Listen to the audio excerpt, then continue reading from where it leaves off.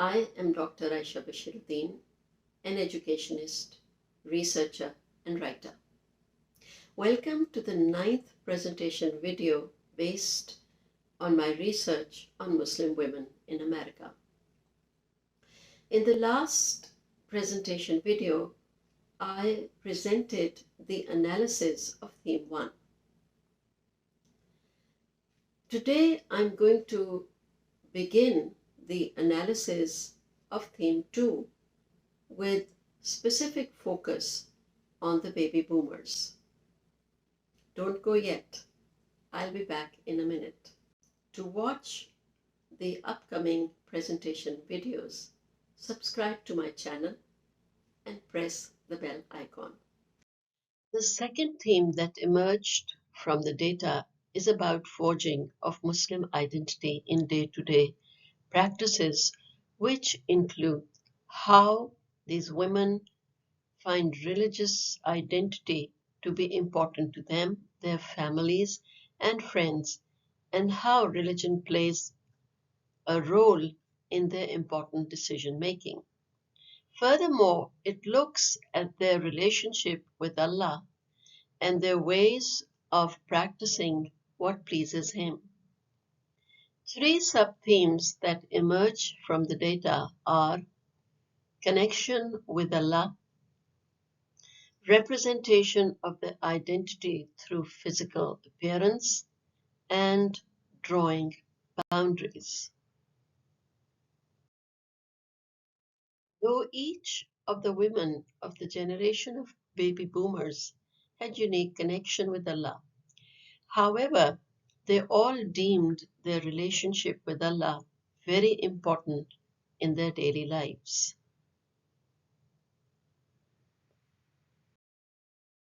Most of these baby boomers thought that they have, over the years, developed a deep connection with Allah by praying 5 times a day. Each time they pray, they get peace and satisfaction. Fadil from Cuba and Tahima from Ghana both stated that wherever they are, they try to offer their prayers. According to Fadil, and I quote, "Through prayers I form a connection with Allah. It allows me to seek guidance and I can express my thoughts, my problems with Him." Unquote. Similarly, Tahima from Ghana stated that by praying 5 times a day, she has an opportunity of being close to Allah and to reflect on her own self and seek for forgiveness. Many of these women refer to upbringing which laid strong foundations for them and have developed deep love for Allah. 2 examples illustrate this. Rana, who is from Saudi Arabia, claims that since she was raised in a staunch Muslim family, she had developed a strong connection with Allah. She still follows her religion and says that her day revolves around doing acts which please Allah. She said, and I quote, "I continually connect with Allah. I pray 5 times a day. I recite Quran. I find solutions to my problems by referring to the Quran." Naima from Pakistan stated that she was raised in such a way where everything was connected to Allah. Whatever they did or thought of or made major decisions, it was all by the will of Allah. When she came to America, she continued to have a close relationship with Allah through her prayers, through conversations with Allah, by reading and understanding the Quran. She had also performed Hajj and Umrah.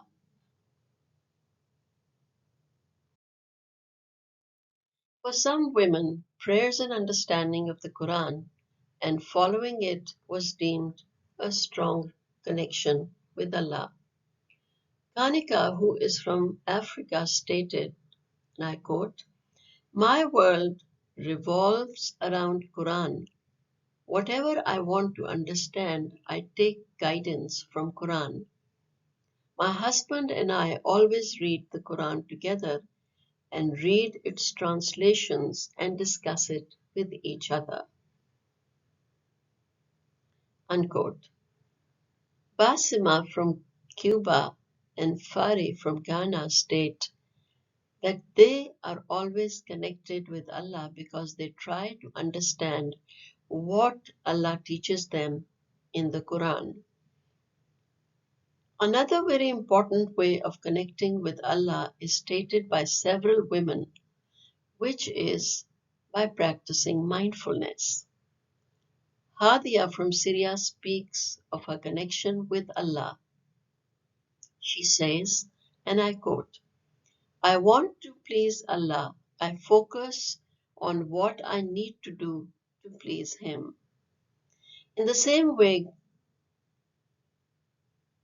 Gamila from Palestine states that she believes that if she wants to make a strong connection with Allah, she has to practice mindfulness by focusing on what she is reading in the Quran and in her namaz. There are other ways of making connection with Allah mentioned by some women, such as by attending religious gatherings and by serving people.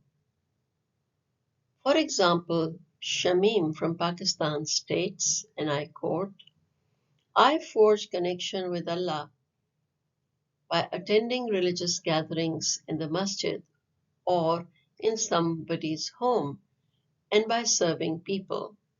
Unquote. Abba from Africa stated that she also listens to religious scholars and reads the Quran translation to further her understanding of religion, which makes her connection strong with Allah. Amira, who is from Ghana, stated, and I quote, "I make connections with Allah every second of my day by remembering Him, by praying, reading the Quran, or reciting His names." Unquote.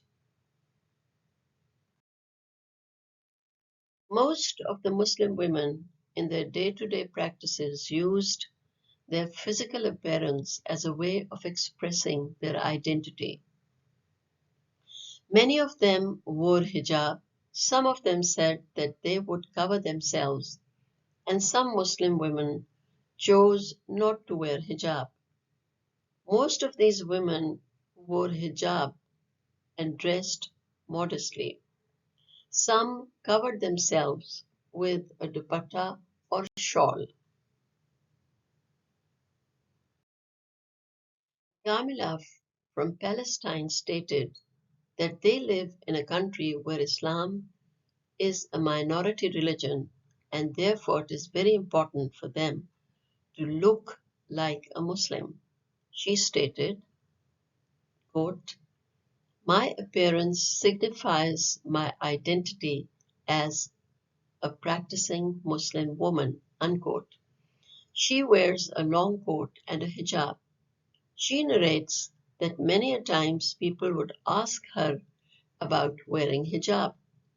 She explained to them that hijab is not only a covering for the Muslim women.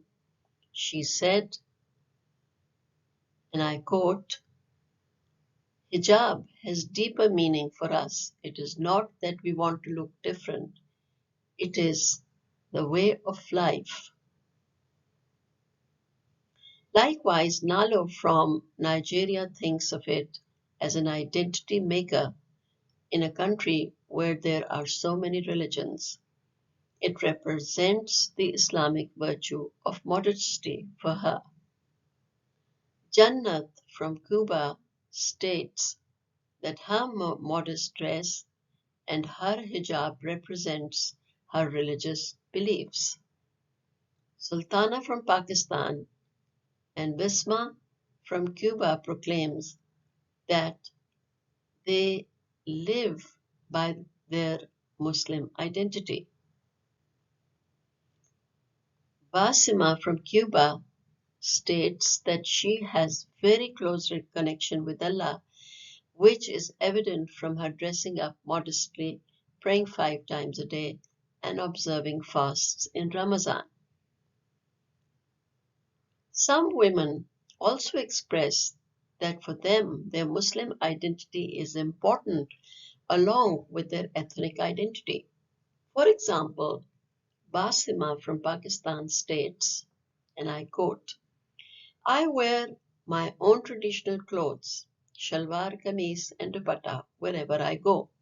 I cover my head with dupatta. I am not bothered what others may think of me. I have my own Muslim Pakistani identity.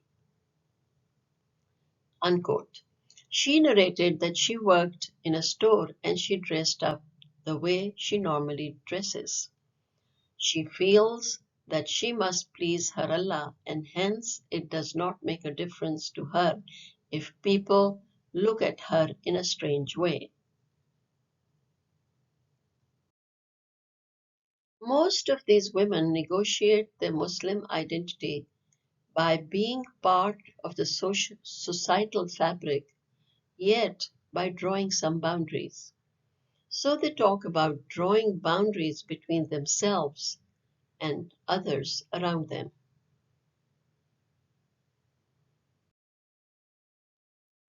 Shamim from Pakistan worked in a company where she was surrounded by men in the office, and also all the clients were men.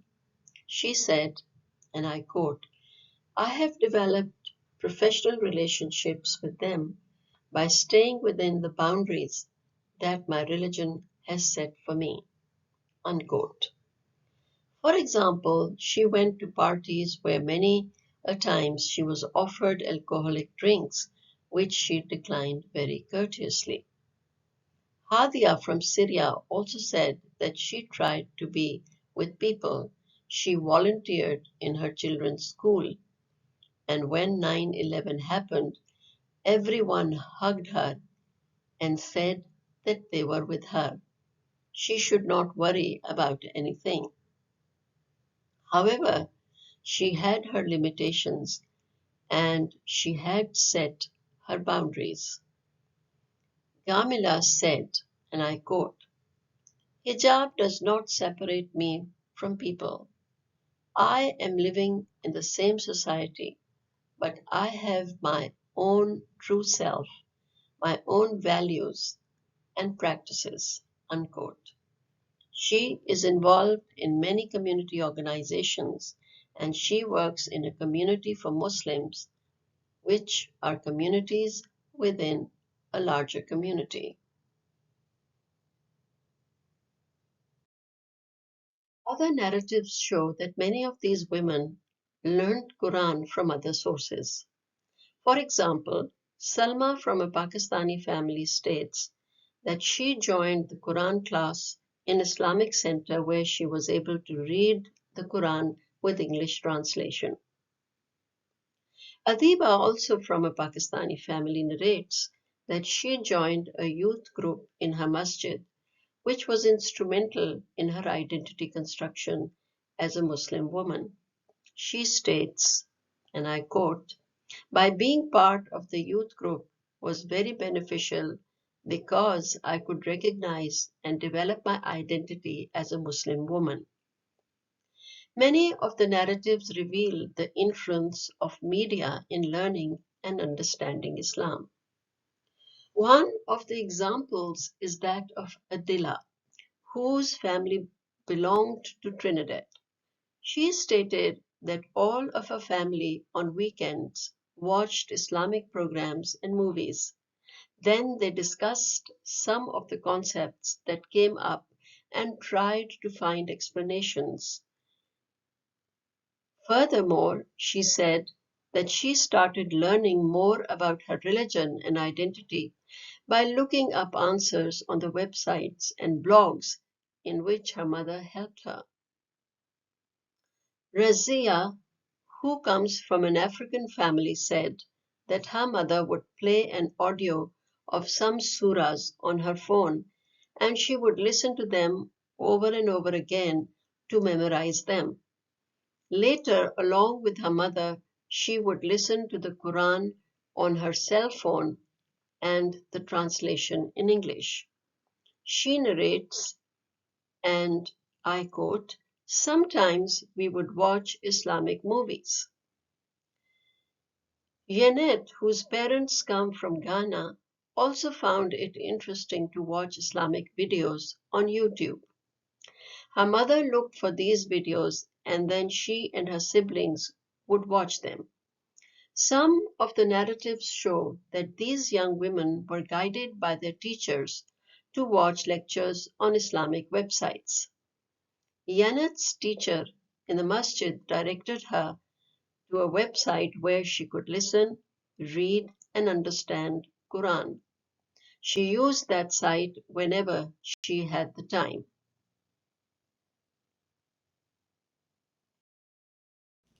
I hope you enjoyed today's presentation video. See you next week with the next presentation video, that is on March 11, 2023. Take good care of yourself. Until then, goodbye and Allah Hafiz.